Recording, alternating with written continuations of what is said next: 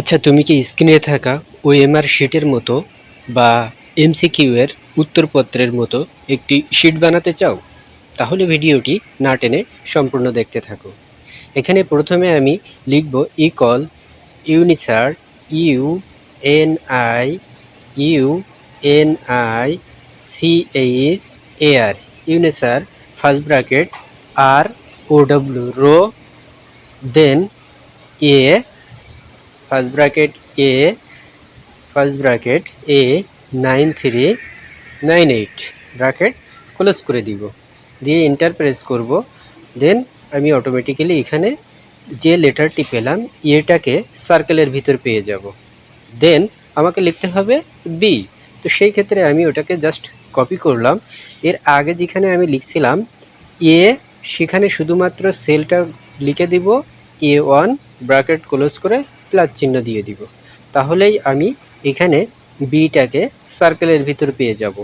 এখন সেম লেখাটাকে A2 দিয়ে A2 সেল সিলেক্ট করে দিব এবং ব্র্যাকেট ক্লোজ করে প্লাস চিহ্ন দিয়ে দিব। তাহলেই আমি সি পেয়ে যাব।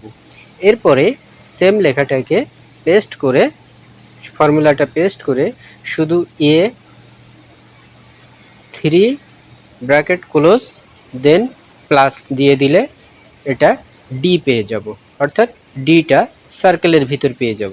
এখন যদি আমি এটাকে টান দিয়ে দিই তাহলে এ এর পরে বি চলে আসবে, কিন্তু আমাদের যেহেতু প্রত্যেকটা লেখাটাই এ, প্রথম ঘরে এ থাকবে, তারপরে বি, তারপরে সি, তারপরে ডি, সেজন্য আমাদের ওই যে সেলগুলো ছিল সেলগুলোকে লক করে দিব।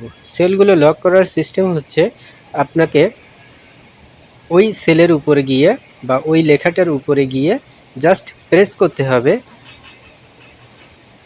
ফাংশান 4।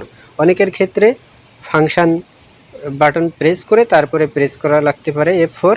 যাই হোক, ফাংশান 4 প্রেস করে এটাকে লক করে দিলাম এবং উপর থেকে সবগুলো সিলেক্ট করে জাস্ট একটা টান দিলেই পুরো ওএমআর শিটটি রেডি হয়ে যাবে।